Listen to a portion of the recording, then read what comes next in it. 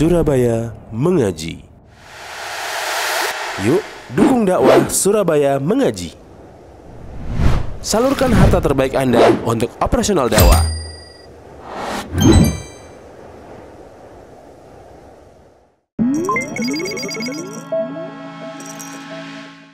Assalamualaikum warahmatullahi wabarakatuh.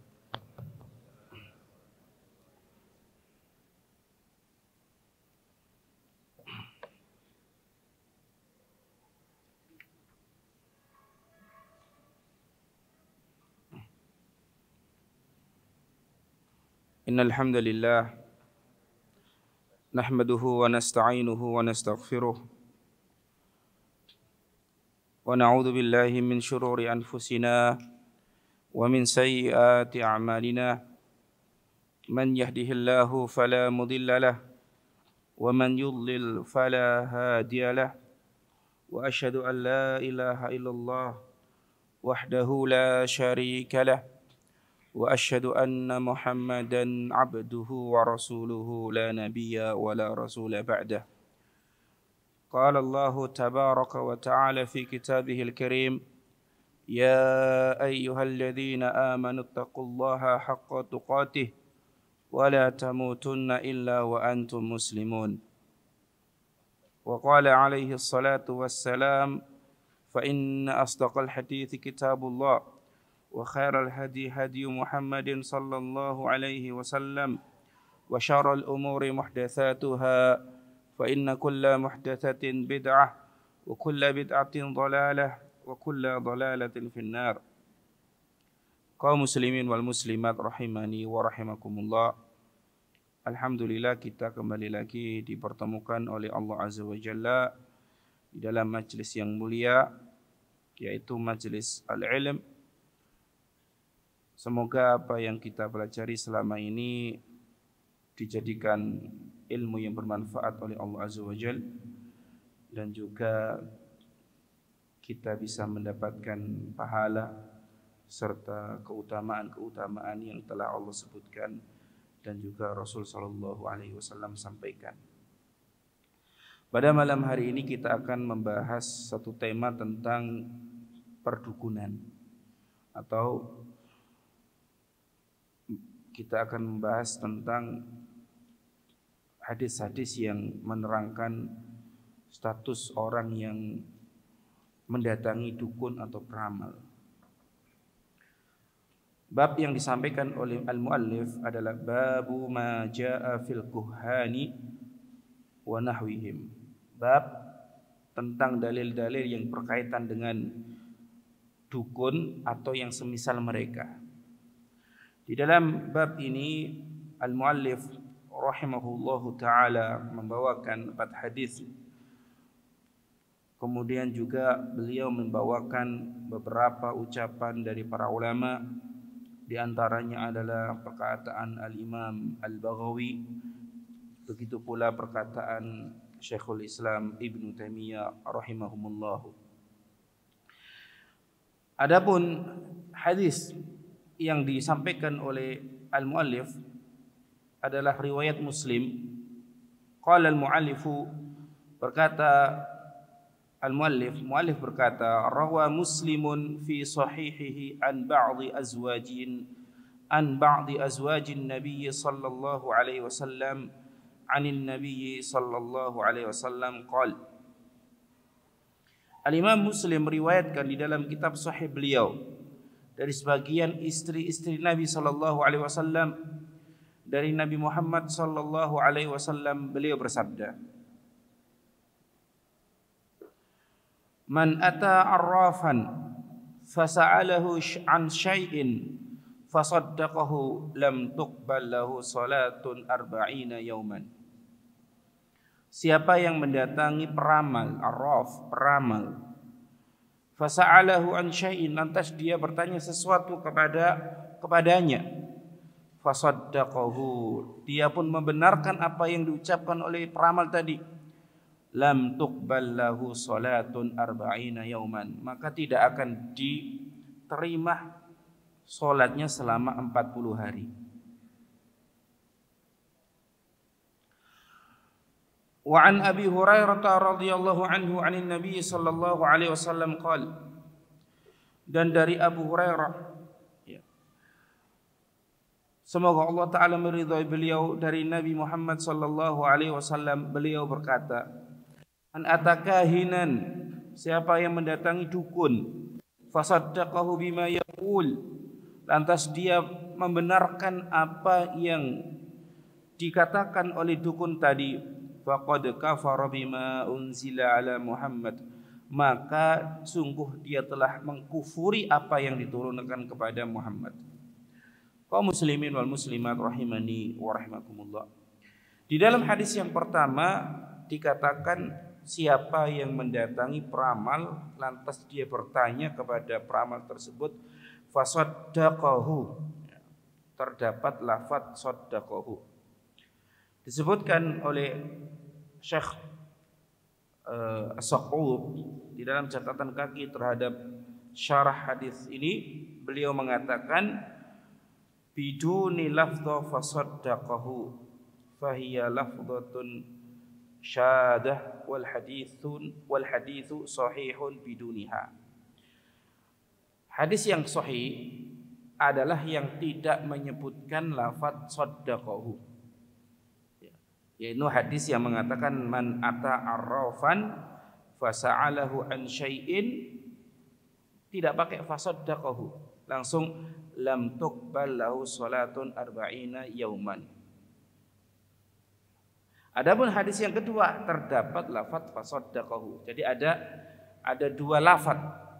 Yang pertama tidak menggunakan kata fasaddaqahu, maka dia membenarkan apa yang diucapkan peramal tadi, dan lafaz yang kedua menggunakan kata fasaddaqahu.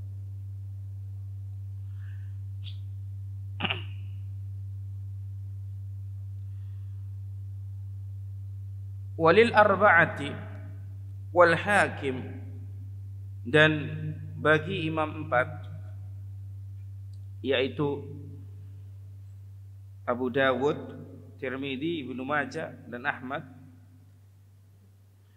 wal Hakim, dan juga Al-Imam Al-Hakim, wa qala sahihun ala syartihima. Al-Imam Hakim mengatakan tentang hadis yang akan disampaikan, yaitu hadisnya derajat sahih berdasarkan syarat dari Imam Bukhari dan Imam Muslim.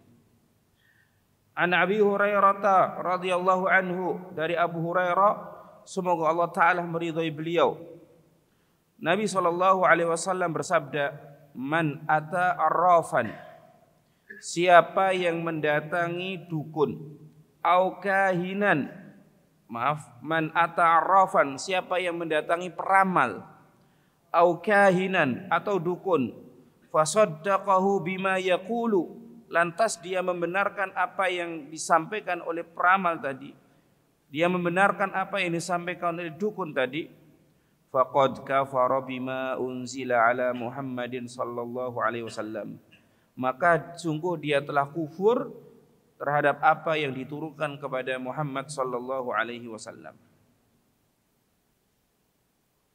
Wali Abi Ya'la, dan dari Abu Ya'la bisanadin jayyid, dengan sanad jayyid, an Ibnu Mas'udin, dari Abdullah bin Mas'ud, mithluhu mauqufan, terdapat hadis yang semisal yang derajatnya adalah mauquf. Hadis mauquf itu hadis yang sampai pada sahabat. Sampai pada sahabat. Kalau hadis yang marfu itu hadis yang sampai kepada Rasulullah Sallallahu Alaihi Wasallam. Marfu itu artinya terangkat, diangkat sampai kepada Nabi Muhammad Sallallahu Alaihi Wasallam. Wa an Imran bin Husain Sallallahu Alaihi Wasallam marfu'an, dan dari Imran bin Husain Sallallahu Alaihi Wasallam secara marfu, itu terangkat derajatnya sampai Nabi Muhammad Sallallahu Alaihi Wasallam.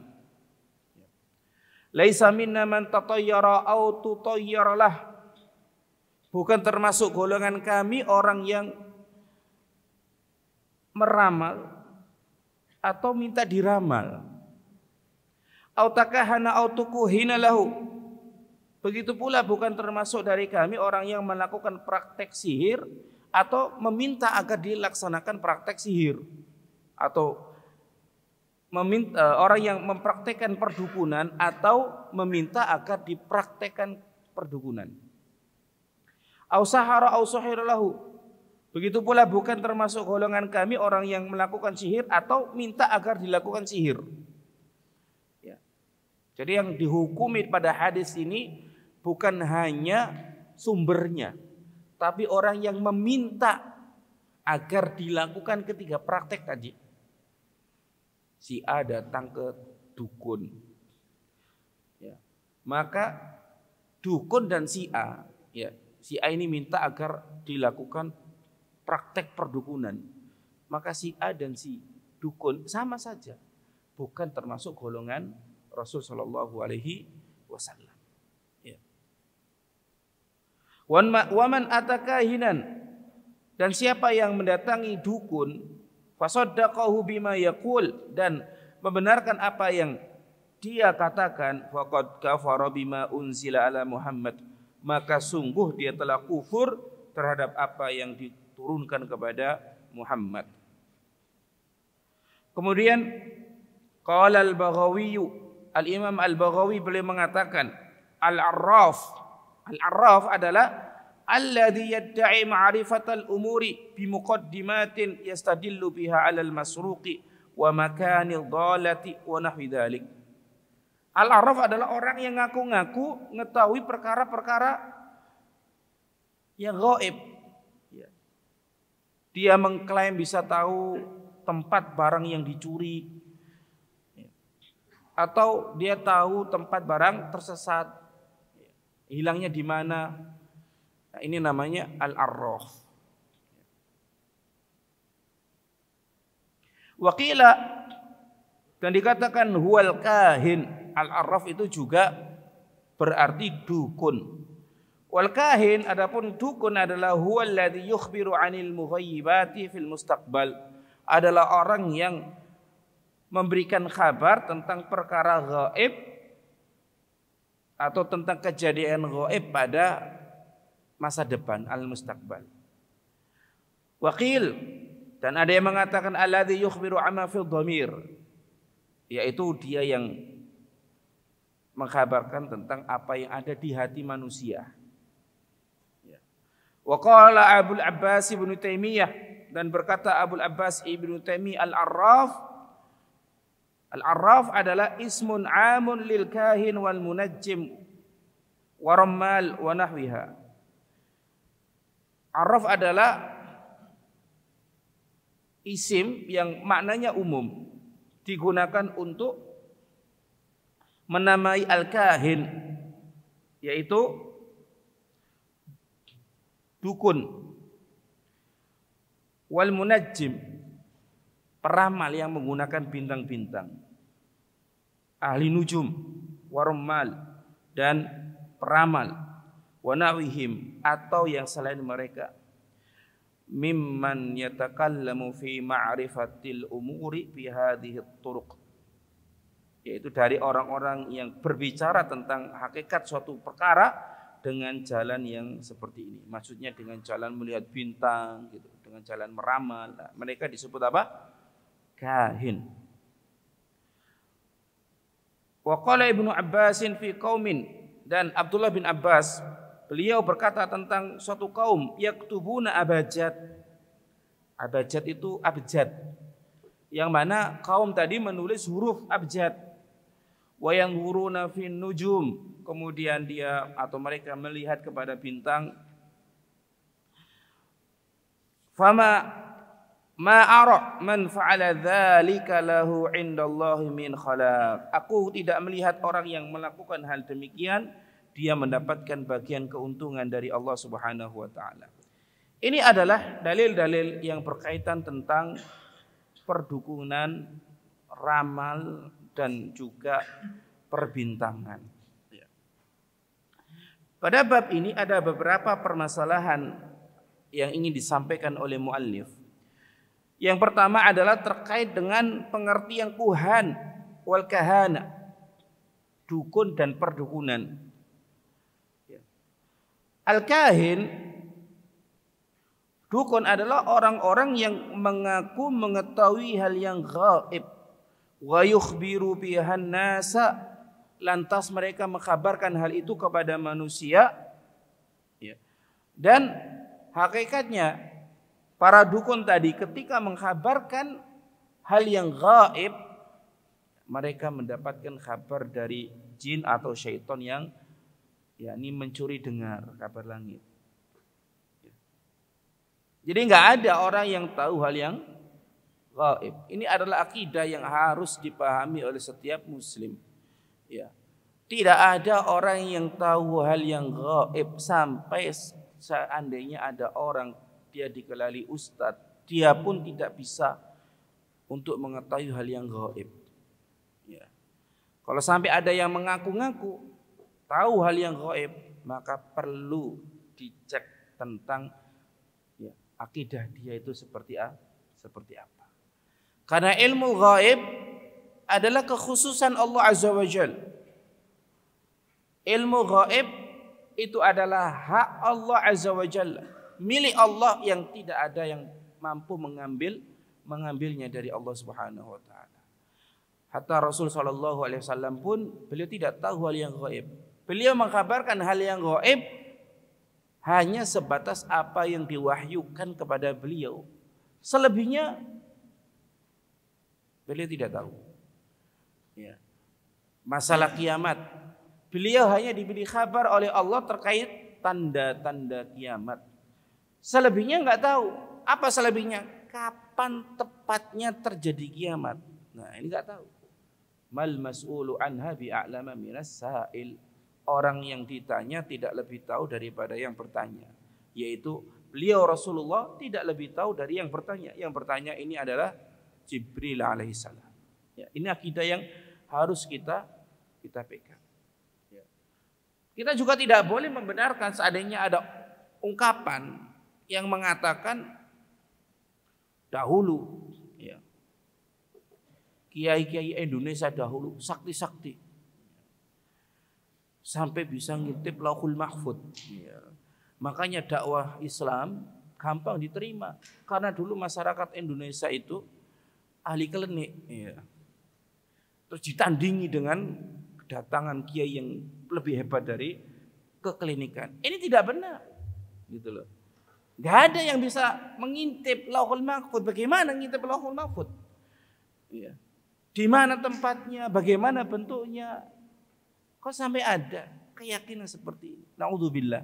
Kita berlindung kepada Allah Subhanahu wa taala dari keyakinan yang demikian. Wa munasabatul babi li tauhid, dan apa kecocokan bab ini dengan pembahasan tauhid? Min jihati annal kahin la ya'lamul ghaiba illa bistikhdamil jin.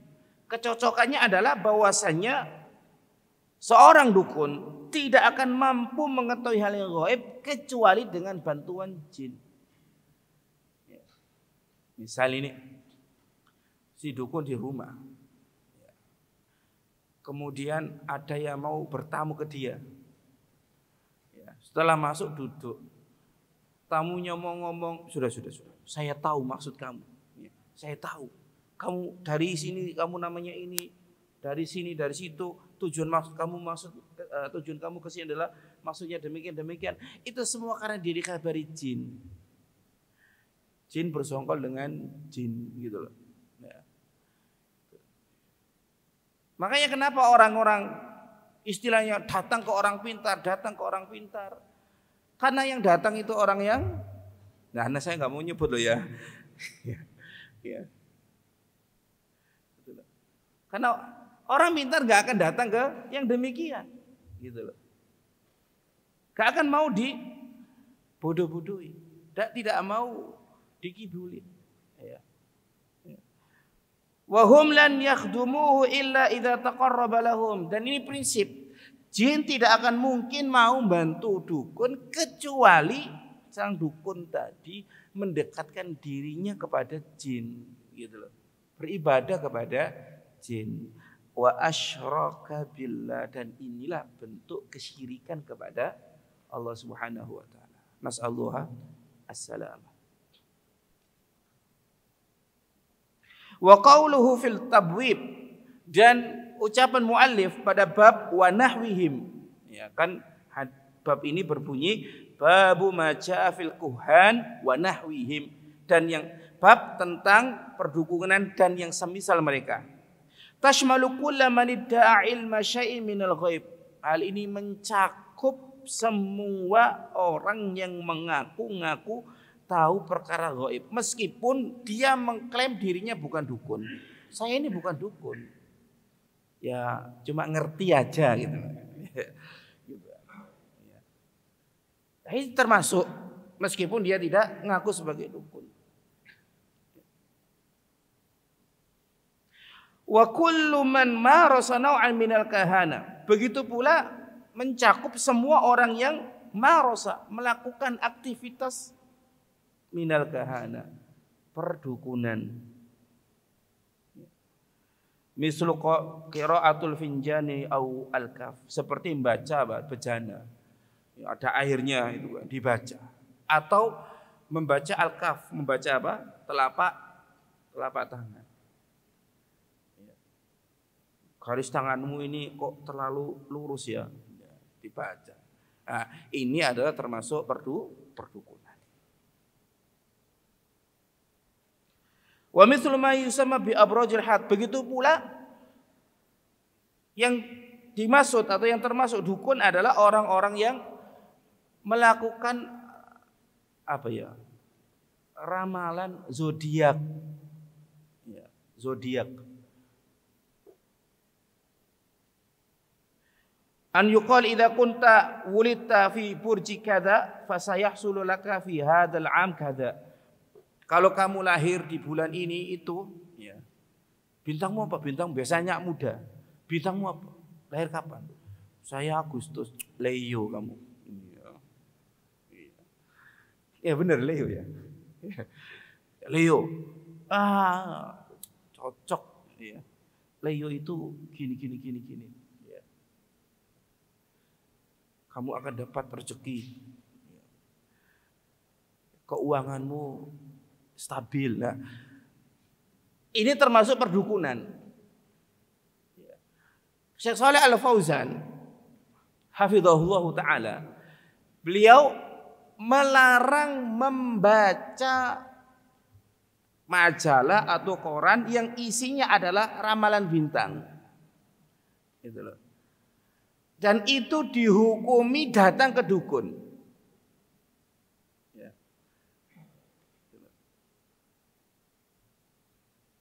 Dia hakikatnya tidak datang ke peramal, ya. Tapi dia membaca hasil ramalan. Kalau dia sekedar baca, lantuk bal sholatuhu arba'ina yauman, gak diterima sholatnya 40 hari. Sekedar baca loh. Gitu loh. Kalau membenarkan, faqad kafara bima unzila ala Muhammad. Jadi hukumannya lebih berat.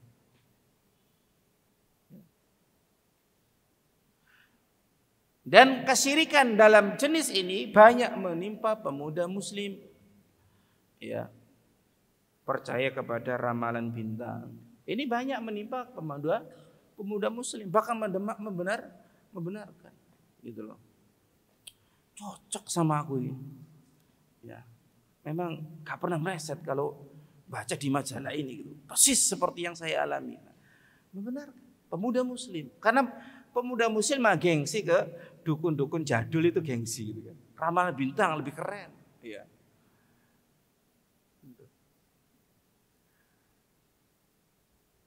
Dewi Fortuna keren ya. Jadi bau-bau kebaratan. Dukunnya itu bau-bau Eropa gitu kan. Ya. Kalau orang Jawa dulu kan Dewi Sri gitu ya. Tahu Dewi Sri nggak? Mbok Sri, Dewi Padi. Ya, dulu orang Jawa itu. Kalau mau nanam, mau panen, itu katanya ngasih sesembahan dulu ke Dewi Sri, Dewi Padi. Kalau sekarang nggak laku Dewi Sri, Dewi Fortuna. Ya. Ya. Ini biasa. Wah, menang perlombaan lagi dinaungi Dewi Fortuna. Semar apa saya bilang? Dewi Fortuna niku dewi ya sesembahannya orang yang Yunani. Dikatakan katanya dewi keberuntungan. Gitu loh. Orang Yunani ya. Ya. Nah, hal-hal yang demikian banyak menjangkiti pemuda muslim yang jauh dari agama. Kita memohon kepada Allah Azza wa Jalla semoga kita dijaga oleh Allah dari hal yang demikian. Dan juga semoga Allah Subhanahu wa taala membimbing yakni pemuda-pemuda muslimin ya kepada ajaran Islam yang benar. Kemudian permasalahan yang kedua yang disampaikan oleh mu'alif adalah dalil-dalil.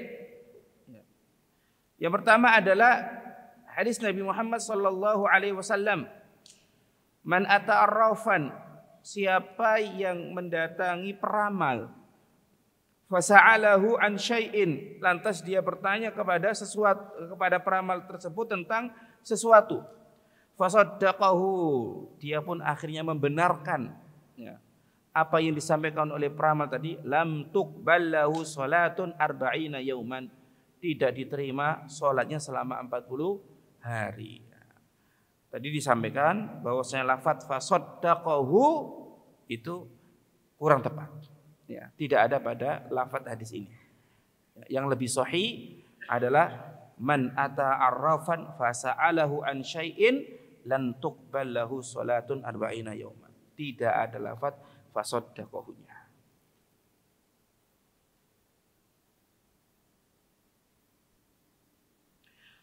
Wal arraf dan peramal adalah di sini disebutkan secara mutlak tentang orang yang menghabarkan perkara gaib atas sesuatu yang telah terjadi pada masa yang lalu, atau tentang menghabarkan tentang posisi sesuatu yang dicuri, dan juga siapa pencuri tadi, dan juga menghabarkan kendaraan atau hewan yang hilang, yang mana orang tadi mengetahui dengan perantara jin, bukan dengan perantara CCTV. Nah, beda loh ya. Ya misalnya di kampung ini ada CCTV, ya. Kemudian ada penghuni sepedanya hilang. Nah, ini operator CCTV, oh saya tahu kemana arah larinya, ya ke barat, ya. Dukun nggak dukun, ya. Cuma dia tahu memang pas keluar dari kampung ini ke barat, ya. Dari mana dia tahu? Dari melihat CCTV, ya. Selebihnya nggak tahu. Gitu. Tapi kalau lebih dari itu, bohong dia. Ya. CCTV cuma ngabarkan ke barat, dia tambah ke barat, kemudian habis itu ke utara 10 meter, habis itu ke timur. Nah, ini bohong. Ya. Jadi yang dimaksud di sini adalah menghabarkan hal yang gaib dengan perantara apa? Jin. Gitu loh. Dia tidak punya alat modern untuk mendeteksi. Ya. Kalau ada orang kecurian HP misal, kecurian HP. Kemudian orang ahli IT, dia tahu ilmu ngecek keberadaan sinyal HP. Dicek entah dengan melihat email atau yang lain. Ya. Ya, orang itu lebih tahu. Pokoknya ini secara ilmu teknologi bisa dicek bahwasanya HP-mu posisinya di tempat A. Ini bukan kahin, bukan dukun. Ya. Kenapa? Karena terbukti ilmiah. Jadi ada asbab yang mula masa, sebab yang bersentuhan langsung dengan kejadian.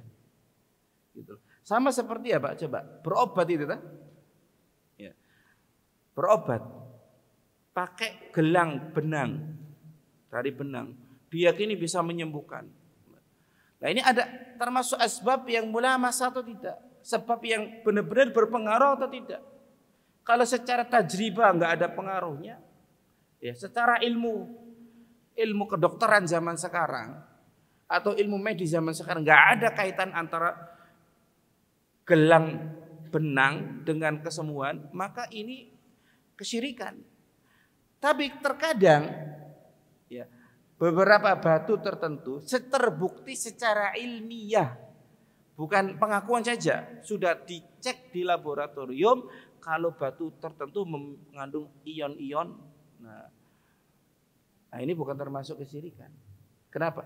Asbabnya mulamasah. Sudah diakui oleh ilmu kedokteran dan teruji secara klinik. Ini ada cerita, Pak. Tahu itu ya? Apa bahan nuklir itu batu apa namanya? Batu untuk nuklir itu loh. Uranium. Nah, jadi ada suku tertentu. Ini ya saya baca dari sejarah penemuan uranium nih. Ada suku tertentu, ya. Nah, suku ini melarang penduduknya untuk dekat-dekat satu batu. Ya. Karena kalau dekat di situ rata-rata sakit. Karena belum ada ilmu pengetahuan yang mampu menjabarkan, maka dikaitkan dengan apa? Hal-hal klinik mistik. Tapi setelah diketahui bahwasanya batu itu kandungan uraniumnya tinggi. Karena kandungan uraniumnya tinggi, maka tingkat radiasinya tinggi dan terbukti secara ilmiah bahwasanya radiasi berbahaya bagi tubuh, ya toh? Gitu loh. Ya. Bukan karena klinik ataupun yang lain. Ya, gitu loh. Nah, ini apa? Asbab apa? Mulamasah. Kalau memang terbukti secara ilmiah di laboratorium dan diakui oleh ahli dan ahlinya terpercaya, maka itu termasuk yakni wasilah atau usaha yang diperbolehkan. Nah, namun kalau dukun enggak, dia tidak melakukan asbab yang mulamasah, sebab yang bersentuhan langsung. Sepeda hilang, melihat kendi. Nah, apa hubungannya sepeda hilang dengan kendi itu? Ya, komat kamit. Ya. Ini nggak ada, Pak. Nggak ada sentuhan mulamasah. Maka inilah yang masuk dalam kesyirikan. Kemudian sabda yang Nabi SAW yang kedua adalah hadis dari Abu Hurairah. Rasul mengatakan man atakahinan fasaddaqahu bima yaqulu faqad kafara bima unzila ala Muhammad.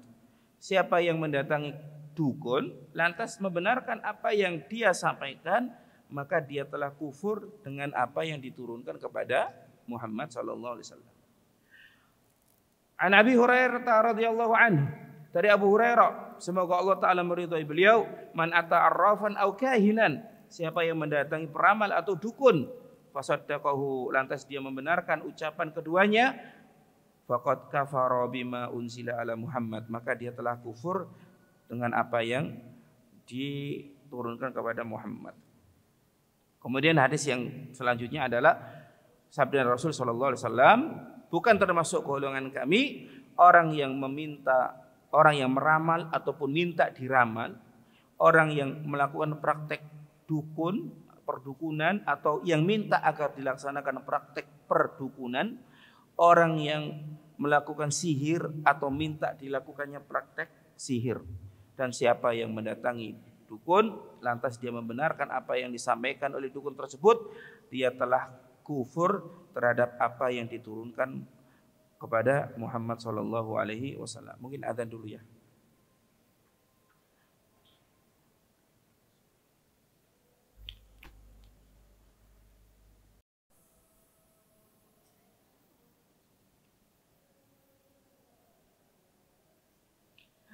Taib. Kemudian Asy-Syarih ya, setelah membawakan hadis Nabi Muhammad SAW ya, yang ringkasnya bahwasannya seseorang yang mendatangi dukun ya, ada 3 keadaan.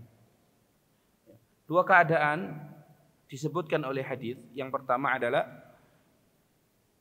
mendatangi dukun dan bertanya sesuatu kepada sang dukun tanpa membenarkan, ya.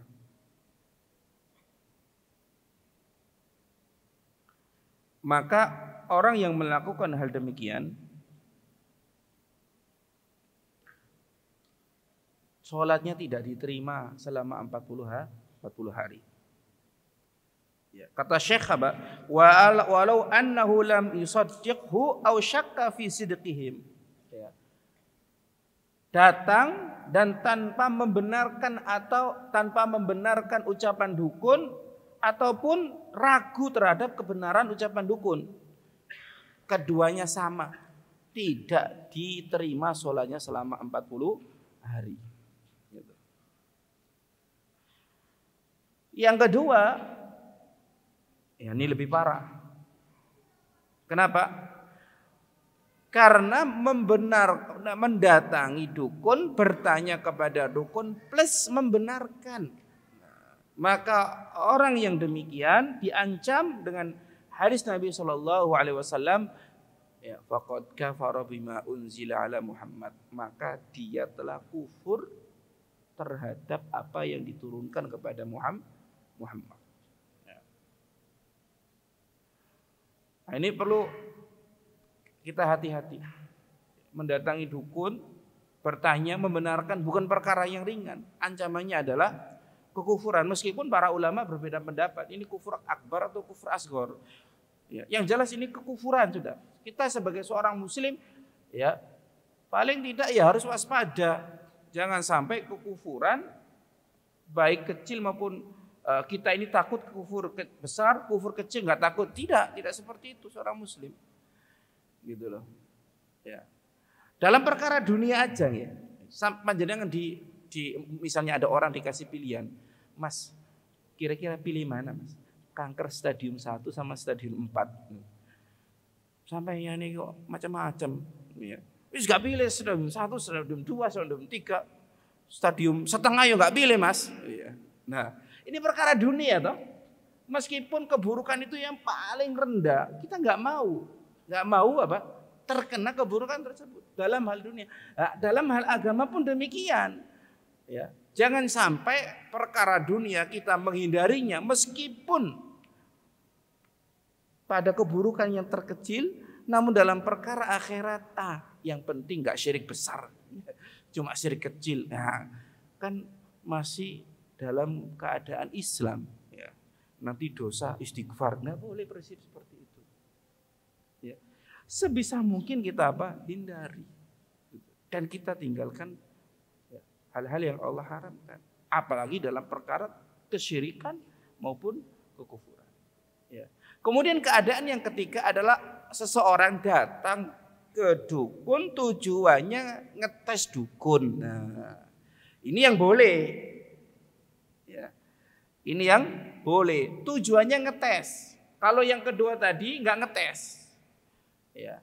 Kalau yang terkait membenarkan ini banyak terjadi, ya nggak tahu di daerah sini. Kalau zaman dulu mau bangun rumah golek dino, ya, gitu loh. Mau nikahan cari hari, tanya mana hari yang baik, gitu kan, yang nggak sial. Ya. Nah, ini membenarkan apa yang diucapkan dukun. Kalau sampai menerima apa yang dia ucapkan, melaksanakan apa yang dia ucapkan. Nah, jenis yang ketiga tadi mendatangi dukun tujuannya ngetes. Misalnya punya HP yang lumayan mahal, DSi ini, iPhone, Pak, ya. Pak sih, Mbah, ya wis, Mbah. Iya. Biasanya dukun gitu. HP saya hilang. Teng pundi? Di mana? Sele. Tak terawang dhisik. Ya. Merawang. Oh, HP-mu itu. Dibawa orang yang cirinya demikian. Ya. Habis selesai Mbah sampai ngelantur iku HP-ku, Mbah. Nah, ini ngetes. Paham? Nah, ini yang boleh gitu loh. Ya. Tujuannya untuk ngetes. Nah, ini disebutkan oleh Syekh, ityanuhum li su'alihim wa kashfi batilihim wal inkari alaihim. Mendatangi dukun lantas bertanya kepada dukun dengan tujuan untuk menyingkap kebatilan dukun dan mengingkari mereka. Fahada jaizun, maka ini boleh. Bal mustahabbun liman kana ahlan lidzalik, bahkan dianjurkan bagi orang yang memang punya keahlian. Gitu loh. Jadi ada 3 keadaan seseorang mendatangi dukun. 2 dilarang, yang 1 dari 2 ini sampai derajat diancam kufur terhadap apa yang diturunkan kepada Rasulullah, dan yang ketiga itu boleh, yaitu tujuannya adalah untuk ngetes. Kemudian setelah membawakan hadis Rasul sallallahu alaihi wasallam, al-muallif membawakan ucapan Al-Imam Al-Baghawi, begitu pula ucapan Ibnu Taimiyah, begitu pula ucapan dari Abdullah bin Abbas yang menerangkan tentang keadaan kaum yang mana mereka menulis abjad. Menulis abjad maksudnya menulis huruf abjad. Ya. Tapi menulis huruf abjad bukan tujuannya untuk belajar nulis. Ya, jangan sampai difahami loh ya. Ya. Di kitab tauhid katanya menulis huruf abjad itu termasuk perdukunan, nggak boleh belajar nulis abjad. Ini termasuk apa? Tidak memahami penjelasan ulama. Gitu. Harus ya perhatian. Yang dimaksud menulis huruf abjad di sini adalah ditulis huruf kemudian dikait-kaitkan dengan bintang. Oh cocok ini, karena cocok nanti demikian. Ini yang dilarang. Gitu loh. Dan kata Ibnu Abbas, beliau mengatakan ma'ara man fa'ala dzalik lahu indallahi min khalaq. Ya, aku melihat orang yang melakukan demikian, dia tidak mendapatkan keberuntungan sedikit pun di sisi Allah Subhanahu wa taala.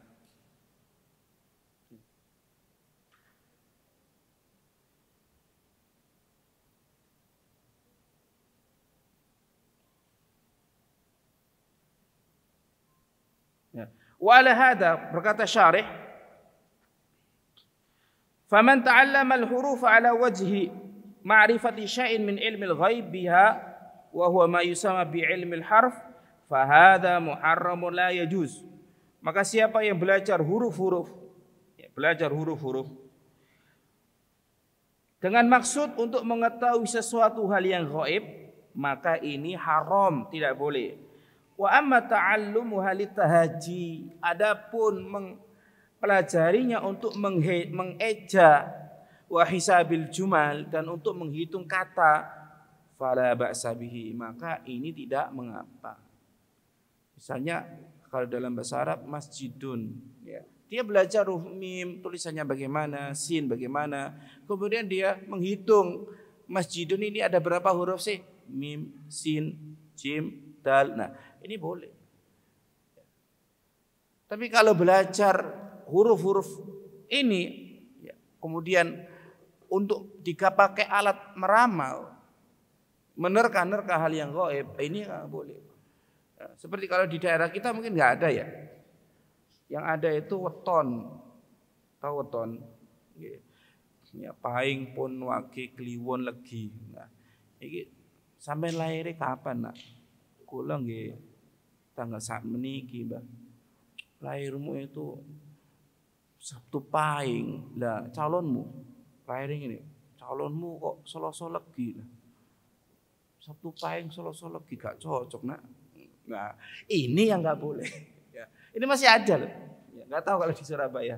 Ya, tapi di desa-desa masih ada. Ya. Gitu loh. Nah, ini enggak tepat. Ya. Ini termasuk, ya nanti ada bab khusus apa? Mencela waktu, gitu loh. Mencela zaman. Ini dilarang di dalam Islam. Gitu loh. Tidak ada masa waktu yang mendatangkan kesialan, itu tidak ada. Gitu loh. Orang mau hajatan, tidak usah cari-cari hari. Dalam artian cari-cari hari terkait kesialan, jangan. Kalau cari hari, ini longgarnya kapan? Oh, tidak masalah. Gitu loh. Ya. Mau nikahan Ini liburnya kantor bulan sekian, kamu liburnya sekian. Oh ya wes, ini aja pas kita sama-sama libur, boleh. Ya. Kenapa? Mencari kelonggarnya. Ini kan kapan? Jangan bulan November, Desember. Nunggu aja Februari. Kenapa? Biasanya nih November itu sudah masuk musim hujan. Nanti hujan nggak masalah. Gitu loh. Tapi kalau sudah weton gitu. Selasa Pahing, Rebu Kliwon, sial loh. Nah, ini nggak boleh. Tidak boleh. Ya. Karena tidak ada yang memberikan madarat kecuali Allah Subhanahu wa taala. Begitu pula tidak ada yang bisa memberi manfaat kecuali Allah Subhanahu wa taala. Nah, qala Asy-Shinqiti, yakni berkata Al-Imam Asy-Shinqiti, Muhammad Al-Amin Asy-Shinqiti, beliau adalah salah seorang ulama besar dari daerah Mauritania. Tahu Mauritania? Ya, Mauritania. Salah satu daerah di Afrika Barat bagian utara. Ya, beliau adalah ulama besar, ya, bahkan dikatakan beliau itu ulama yang nggak tahu mata uang. Iki duit pire nggak ngerti. Gitu. Saking apa fokusnya sama ilmu. Nah, ada cerita nih, nggak apa-apa cerita terkait Syekh Muhammad Al-Amin Asy-Shinqiti. Suatu hari Syekh Muhammad Al-Amin Asy-Shinqiti beliau pas saat itu ngajar di Jamiah Islamiyah, Universitas Islam Madinah. Saat itu yang menjadi mudir, menjadi ketua, rektor, Syekh Abdul Aziz bin Abdullah bin Baz. Ketika masa ujian, ya, hari ujian, Syekh Muhammad Al-Amin Asy-Shinqiti beliau ditugasi jaga ujian, jaga keliling. Nah, salah satu murid ya Jamiah tanya kepada ya Syekh, soal ini jawabannya apa? Kata Syekh, oh jawabannya ini. Dikasih tahu, ya kan? Ini murid-murid yang rajin ini, ya apa sih Syekh ini? Ya, ujian kok dikasih tahu. Akhirnya lapor sama Syekh bin Baz. Ya. Syekh bin Baz pun memanggil Syekh Asy-Shinqiti. Ditanya, ya Syekh, saya dapat laporan dari mahasiswa, katanya antum ya pas ujian ada mahasiswa tanya, antum kasih jawabannya. Kenapa? Ya mereka tanya, ya saya jawab. Loh kan ujian, loh masa saya masuk neraka gara-gara ujianmu? Rasulullah SAW kan bersabda, kalau ditanya sesuatu terus gak jawab, maka dia diancam dengan neraka. Ya, apa urusan saya dengan syahadah kalian kalau saya masuk neraka? Ya. Nah, akhirnya saya bilang ya sudah. Kalau itu kan sudah beda istihad ya. Akhirnya saya sudah nggak usah dikasih tugas apa jaga ujian lagi. Ya ini Syekh Muhammad Al-Amin Asy-Shinqiti, salah seorang ulama besar ya, dari Afrika. Beliau mengatakan lamma ja'al Qur'anul 'azim bi anna al-ghaiba la ya'lamuhu illallah. Ketika Al-Qur'an datang menerangkan bahwasannya ya, ketika Al-Qur'an Al-Karim datang ya, dan di dalam Al-Qur'an terdapat ayat yang menerangkan bahwasannya tidak ada yang mengetahui hal yang gaib kecuali Allah. Kana jami'ut turuqi allati yuradu biha at-tawassul ila syai' min ilmil ghaib ghairul wahyi min ad-dhalal al-mubin. Maka semua jalan ya, yang dianggap mampu menghantarkan kepada ilmu ghaib kecuali jalan wahyu, maka itu adalah kesesatan yang nyata gitu loh. Ya. Jadi jalan yang bisa mengkabarkan hal yang gaib itu cuma wahyu. Ya. Dan yang mendapatkan wahyu cuma Nabi. Dan Nabi sudah wafat. Jadi tidak ada lagi jalan bagi seseorang untuk mendapatkan hal gaib. Gitu loh. Ya. Tapi kan benar Ustaz. Kebenaran tidak ya, atau kesesuaian dengan realita tidak menjadi ukuran kebenaran. Gitu loh. Ya. Jadi ini jalan gaib itu cuma satu. Jadi jalan untuk tahu hal yang gaib itu cuma satu, yaitu wahyu. Dan wahyu sudah terputus. Ini ada sekali lagi saya ulang nih. Ini adalah akidah yang harus kita tanamkan dalam diri kita. Kenapa? Karena sebagian besar kaum muslimin, ya, mereka dididik untuk apa? Percaya bahwasanya orang-orang tertentu tahu hal yang gaib. Gitu loh. Ya. Sengaja dididik dengan pendidikan yang seperti ini. Ustadz fulan, kiai fulan, derajat makomnya sudah tinggi, tahu hal yang gaib. Nah, ada pendidikan yang demikian. Dan ini sekali lagi pendidikan yang bertentangan dengan pendidikan Rasulullah SAW. Ya. Subhanakallahumma bihamdika asyhadu an la ilaha illa anta astaghfiruka wa atubu ilaik. Assalamualaikum warahmatullahi wabarakatuh.